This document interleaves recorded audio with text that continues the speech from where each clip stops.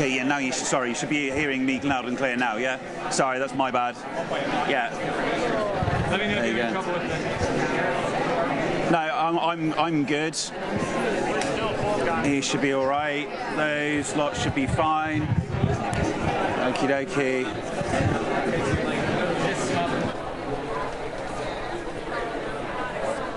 But I cannot get the party in here if I can't get the party in here. I can't get my people in here if there's a crowd standing here. I have 25 people showing up here any second, and they can't move if everybody's standing in front of the door. Please, can you clear the area in front of the door? They're friends and partners.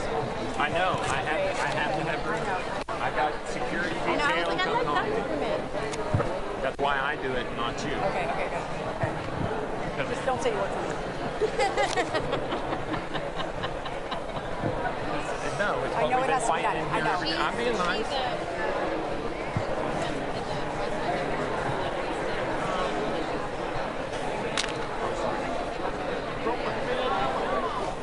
Yeah, I was like, I'd love to get you in. She's never going to let me down.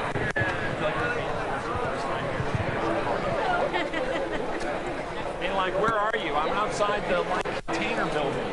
Hi. How are you? So what other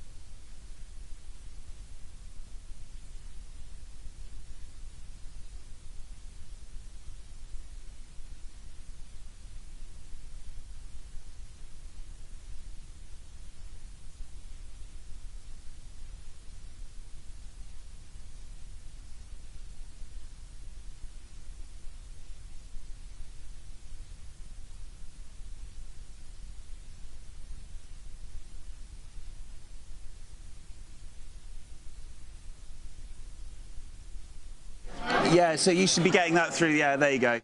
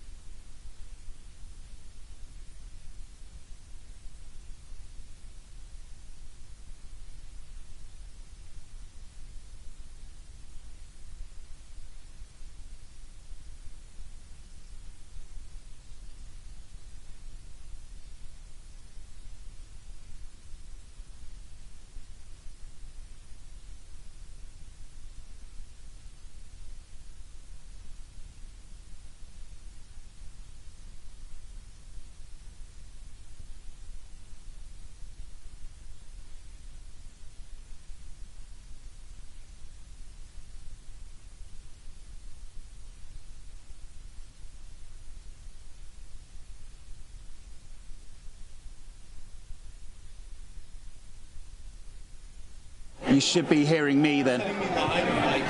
B mic line, I think. Yep. So I should be said it. Thank you. Yeah. That's all I want. Yeah. Thank you. Okay. So you send it. I'm sending you. This is my lav mic here. So you should be. It'll be. No, not yet.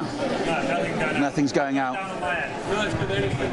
Yeah, no, that's fine. No, it's not. Nothing is going out. Yeah. Are you happy? Are you seeing me there? Let me just double check your bus send on here. Oh no, sorry mate. Here you go.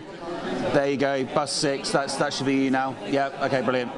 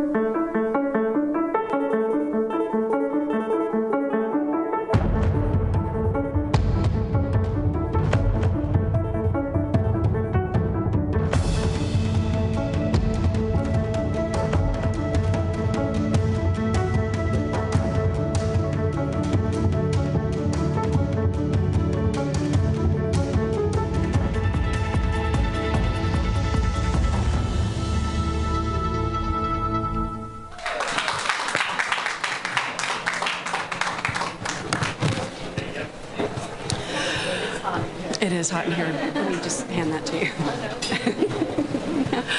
Good morning, good afternoon, good evening. I'm Kathy Boffman-McLeod, Director of the Adrienne Arsh Rockefeller Foundation Resilience Center at the Atlantic Council. Welcome to the Atlantic Council's Front Page event. We are here at the Resilience Hub at Cop27 in Sharm el-Sheikh, Egypt. I am delighted to be hosting this conversation with Speaker of the House, Nancy Pelosi, and Chairwoman Kathy Castor of the Select Committee on the Climate Crisis. At Arsh Rock, we are focused on building climate resilience for 1 billion people around the world. We focus on the most deadly of climate risks, extreme heat. You are feeling it right now. Let me encourage you to take your jackets off if you can. This is the coolest we can make the room, we understand, but it is emblematic of the crisis we are facing. Let us just get right into the conversation. We are at such an interesting time in our country and in the climate debate. We are here seeing all sorts of challenge, suffering, loss, and at the same time opportunities in every direction in all of the pavilions here at the COP and beyond. The U.S. plays a critical role in the debate, the action, the investment, as an emitter, as investment in the transition to a cleaner energy future, and to helping build resilience to climate impacts people are facing every day. When we think about the big packages of climate action, this is the very best place to have the conversation. Speaker Pelosi, can I ask you, at this critical moment, where is the U.S. role in the energy transition and all the turmoil we're facing, and how do the midterm elections affect it? Well, thank you, Kathy. It's wonderful to be here with you at the Rockefeller and Adrienne Arsh Center for and thank you for what you do in that regard, because the nonprofit sector is so important. No political agenda, just saving the planet for the children. Whatever we do is under the guidance of our distinguished chair of our Select Committee on Climate, Kathy Castor. She has been chairing the committee and listening to all of the stakeholders, whether it's the people of faith or concerned scientists, whether it's business or labor, environmental or labor or business, whether it's farmers, whether it's venture capitalists, you name it, every aspect, to listen so that people do not feel that they are left out or not taken into consideration. So when you ask what are we doing, we're doing it in that way. And I salute Kathy for years of listening and putting together a report that was historic. And on that report sprang the legislation, the Inflation Reduction Act, which has in it $370 billion to address the climate crisis for the children in a fair and just way. And Kathy will speak more about it, but I want to acknowledge 3 of our colleagues who are here. Mr. Meeks is the chairman of the Foreign Affairs Committee. He has been fighting and trying, and it's a challenge, we haven't succeeded yet, to get the global funding that we need to be good neighbors on this planet. And that is a fight that he has been making. Again, part of the report from the committee. Much of the committee work depends on tax credits, and the chairman of the Ways and Means Committee, Richie Neal, is here, and his committee, Mike Thompson of California, under leadership of our distinguished chairman, has the bulk of the bill, how we can come together, private sector, public sector, nonprofit sector. And Mr. Espelade was here, a member of the Appropriations Committee from New York.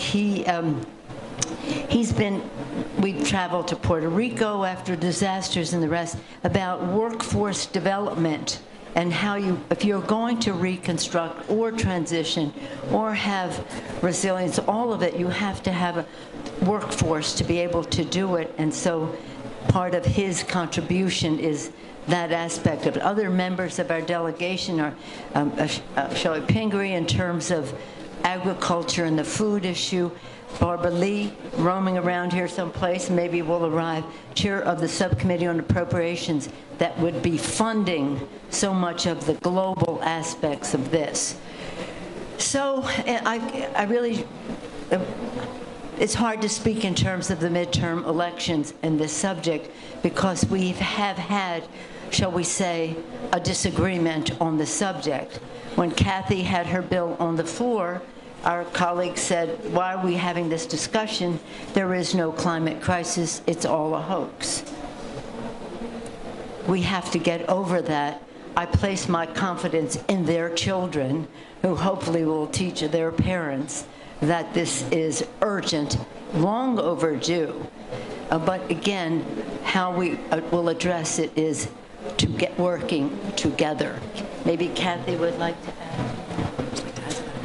Well, good afternoon. It's we come to this COP with not just talk anymore, but with real concrete action out of the United States Congress, led by the most effective speaker in the history of the United States of America, and Speaker Nancy Pelosi.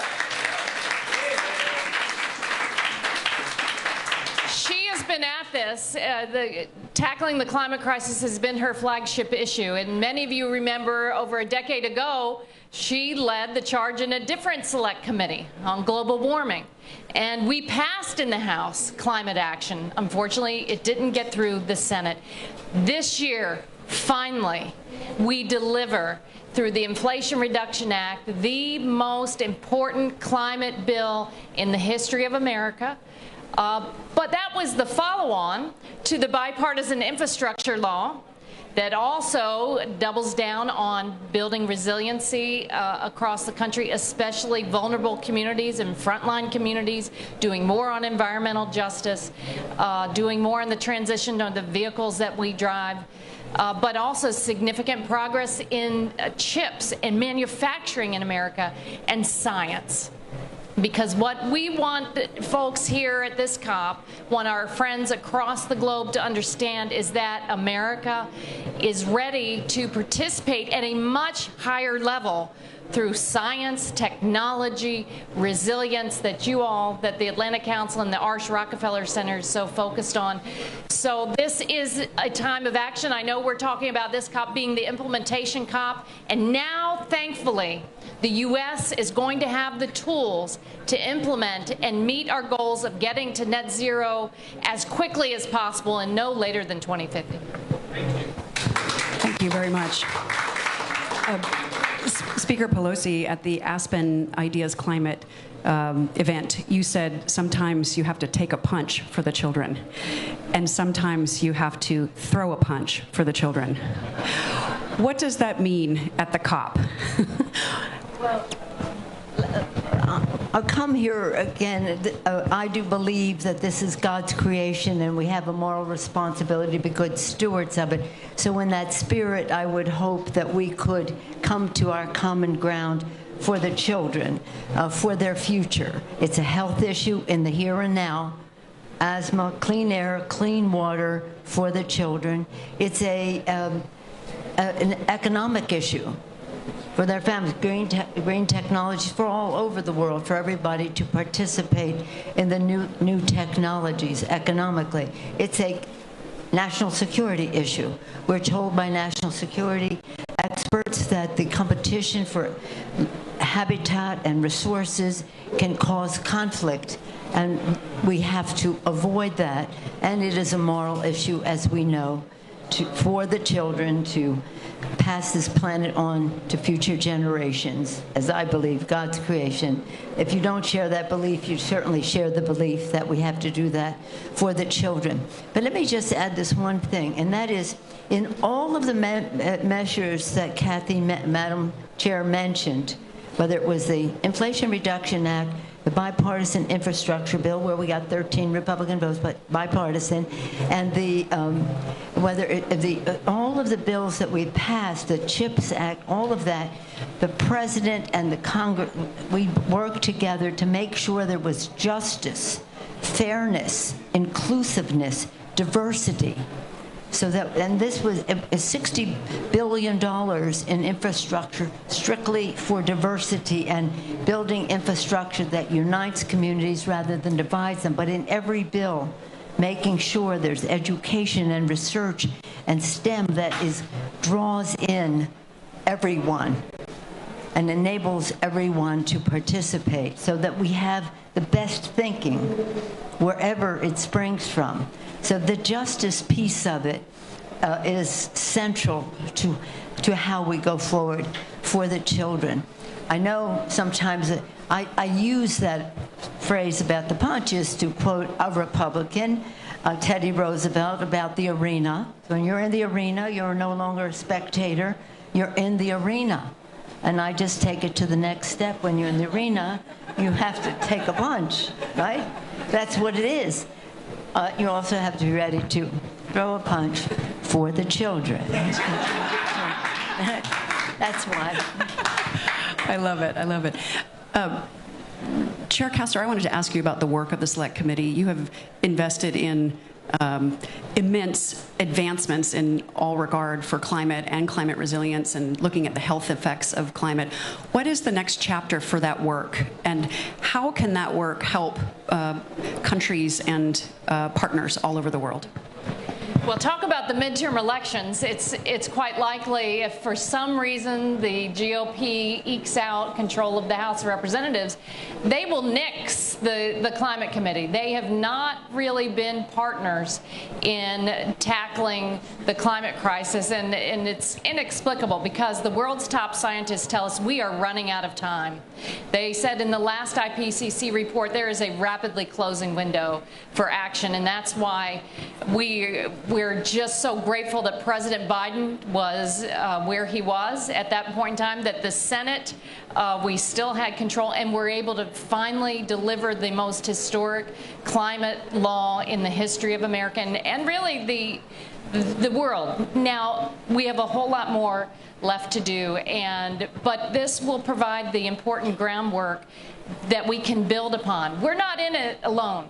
The private sector now has got to match the resources in our investments, and that's why tax credits are front and center to develop the technologies on clean power, whether it's wind or solar, the battery storage, and then help us transfer that to the rest of the world, especially the developing world, the vulnerable nations that are going to need help, because here in Africa wants to modernize and develop, and there's a pathway in the road where they can go the cheaper but more dangerous and destructive coal and gas, or we can pivot and help provide sustainable clean energy and clean energy jobs. So that's why the structure of the Inflation Reduction Act and our dedication of resources to frontline communities, environmental justice communities, is an important roadmap that can be replicated as we expand technology and financing to the rest of the developing world. Thank you. Wonderful.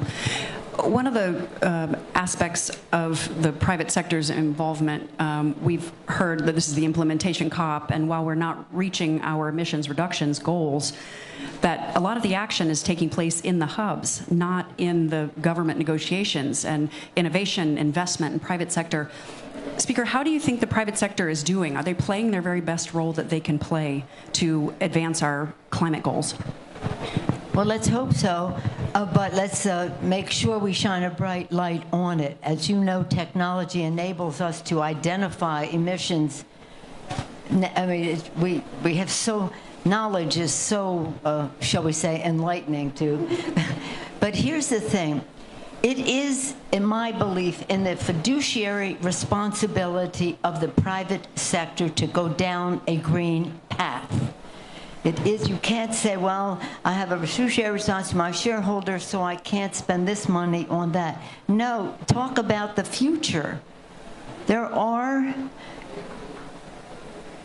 experts in the field who may contend this, that if you really are thinking backward unless you're thinking in terms of how to do this in a green way.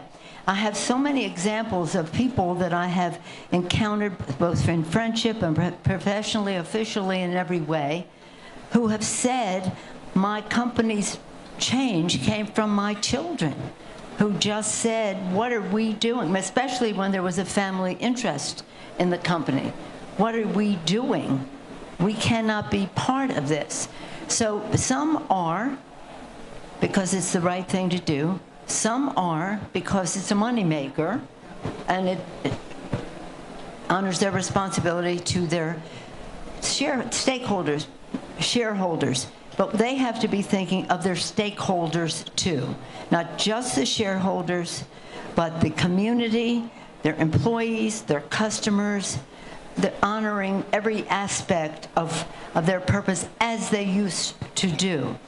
Now, I was raised in the mayor's house. My father was mayor my whole life. When I in Baltimore, when I was in first grade, he became mayor. When I went to college, he was still mayor. My brother was mayor. And the mayors are doing great work, are doing great work. So I would say, as I do say sometimes to the nonprofit sector, be in touch with the mayors for what they are doing, because it gets very personal as well as official at a very personal level. But I don't think that we should be contending with business. I think we should be cooperating, but understanding that there's a different pace, but everybody has to know we have to pick up the pace. I'm always telling this story, if I may, about when the private sector wasn't so cooperative. Long time ago, I took a delegation to Alaska to see what was happening there. And as you know, the glaciers are melting before your very eye. It's been bad. The thermal management of the planet, the acidification of the ocean, the cannibalizing of the animals, every aspect of this right there in Alaska.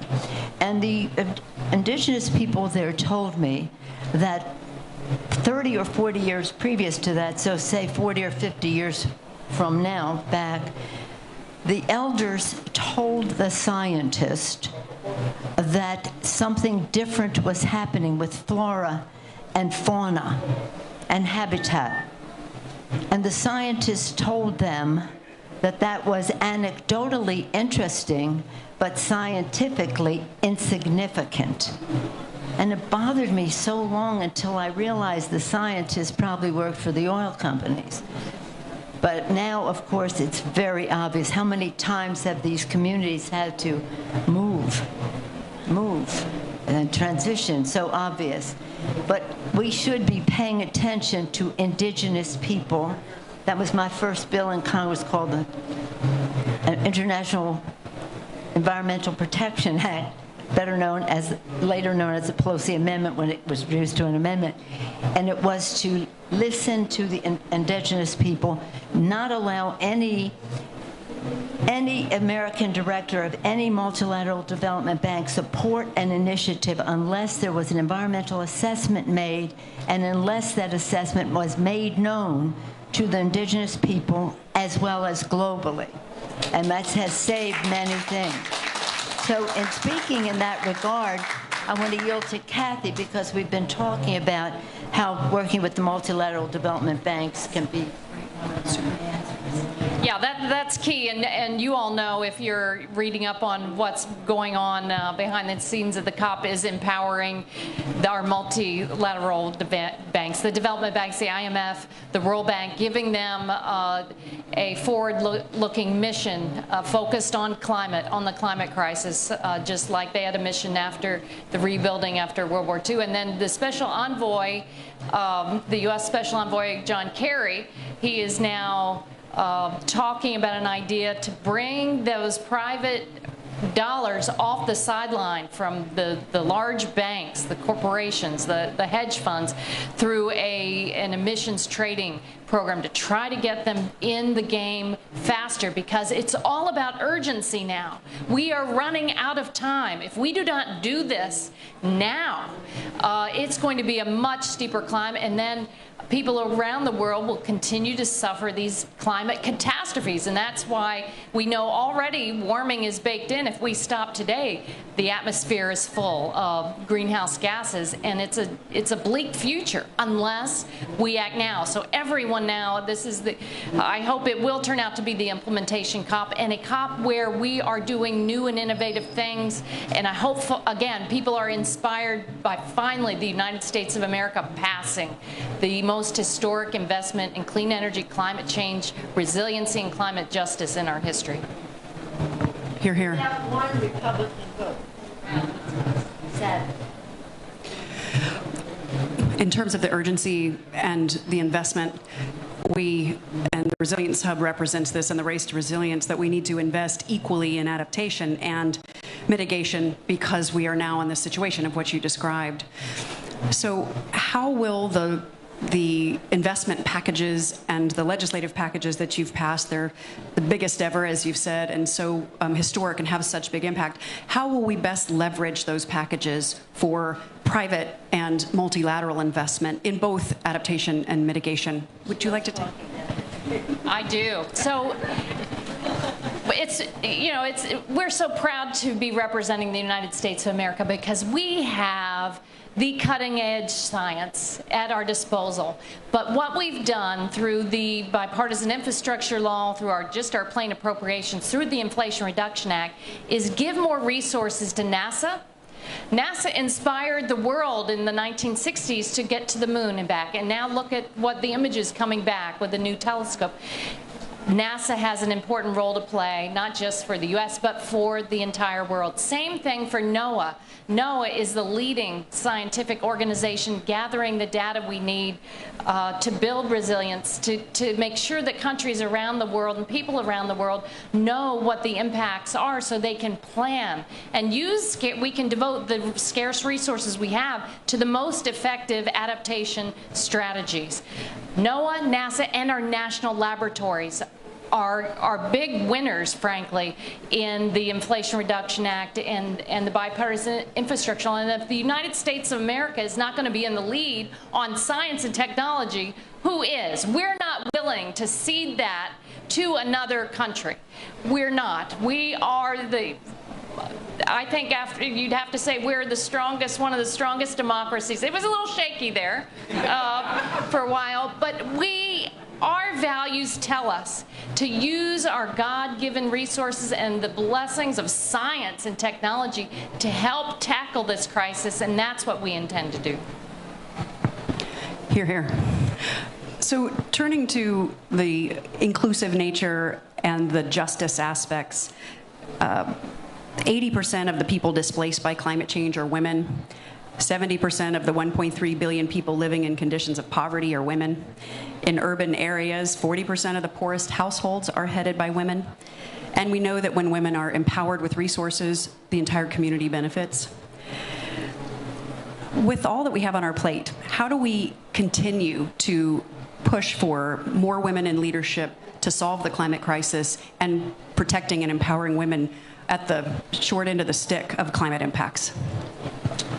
When we were in, right before COVID, when we were in Spain, I spoke to a big women's event there, and I was talking about climate, but one of the lines I had, which got more attention than anything else, is if you really want to succeed with this, you have to make a commitment globally to the education of women. It's so central to all of this. I also think we have to have a fight against corruption in some of our, shall we say, economic systems around the world. And that will open the doors for women to be involved. But to go back to where Kathy talked about the other bills, one of the pieces of it that is so important in our own country, and we would say as a model, and again, and to help others, is many things that are in there, like the child tax credit. Thank you very much, Richie Neal. The child tax credit, child care, family and medical leave, home health care, that enable women to be in the game, in the workplace. Now, it's men, too, who are caregivers, so they, too. But to unleash women in that, as well as what we have in the CHIPS Act with the increased participation of women in science and technology, and we call it STEAM in San Francisco, so we have the arts in there as well. But the role of women is, I mean, just think of the brain power, just think of the value systems and the rest that would make, that are making a big difference, but we have to have a systemic way for that to happen, and starting with the education of women, whether it's women in the poorest situations in the world or women in the United States of America. There's still a need to involve in a stronger way, and the president is very much committed to that. It's very exciting. It's very exciting, and you see so many women participating in these meetings as well. So let's hear it for the women. Okay.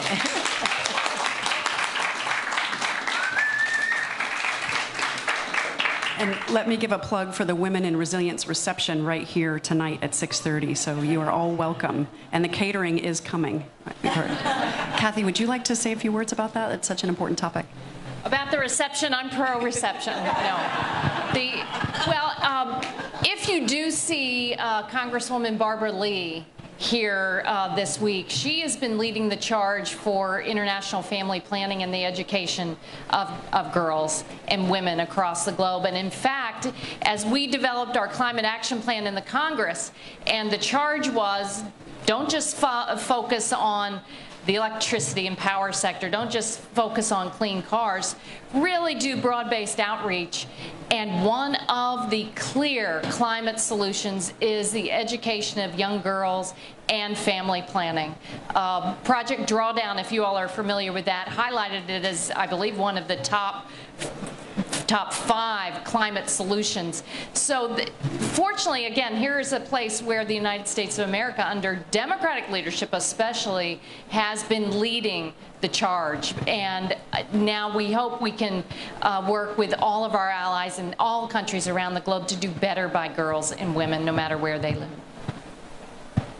In that regard, we also want them to have the opportunity to determine for themselves the size and timing of their families.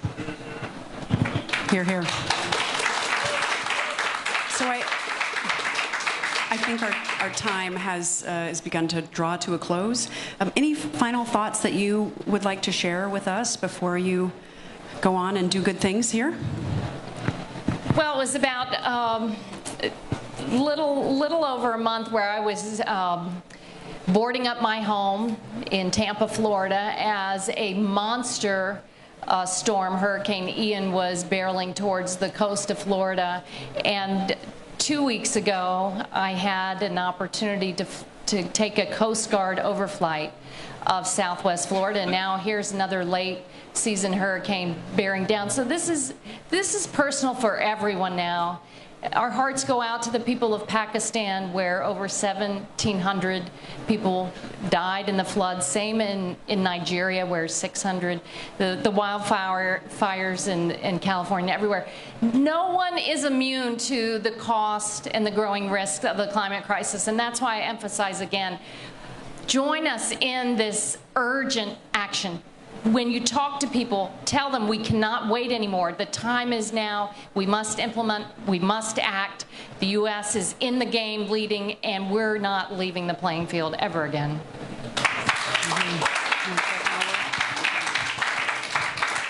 Associating myself with the remarks of our distinguished chair, I would only add, and not really add, but further emphasize that as she has done in her magnificent way as chairman, we want to proceed with respect, to not be menacing to those that we need to win over, but to show them a path and how it is in all of our instances. And that doing that, we have to listen to them. We, as the United States of America, hope, as Kathy has said earlier, that with what we're doing technologically and all the rest, that can be a resource to these countries as well. But our president has asked for more money for the countries, for us to recognize that funds are needed globally. We have responsibilities. We've made commitments. And again, we invited your entire committee, Democrats and Republicans, but none of them came, or, well, unless they're going to surprise us. But we have 2 planes that have come, and so far we haven't had any of them. But we really need to convince them that none of us is protected from this unless all of us is protected from it. That's not a values-based, it's a pragmatic-based reason, but in fact, for the children, we have to save all of the children. And these countries, when we were in Spain, when we were in Madrid, we were talking to the conference of the vulnerable countries, and it was urgent then. It was urgent in Copenhagen. It's long overdue. So we cannot just have any political disagreement or the power of the fossil fuel industry cramping our style as we go forward with this, but to show a path that gets us to where we need to be, and we're good enough, the need is great enough, and the urgency is clear enough. I just want to say one thing. When we were watching the NASA presentation, I was taking great satisfaction in the fact that on the Intelligence Committee in the 90s, we were advocating for the satellite capability, smaller satellites, not a big thing, to take a measure of all of this, and now they've just taken it to, shall we say, new heights in terms of what they can see, what we can learn, and again, enabling us to make the scientific argument. 4 words: science, science, science, and science. Again, with our values, will get us where we need to go. So we have to have our respect for that.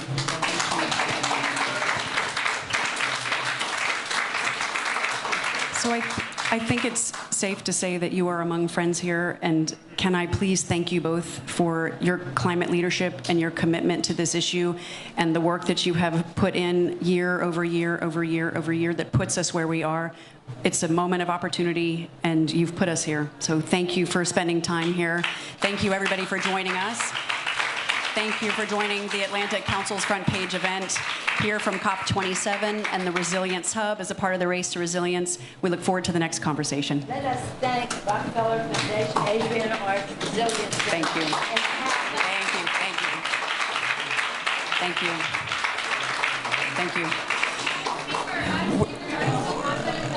We're going to have people exit the back door, please. And we're going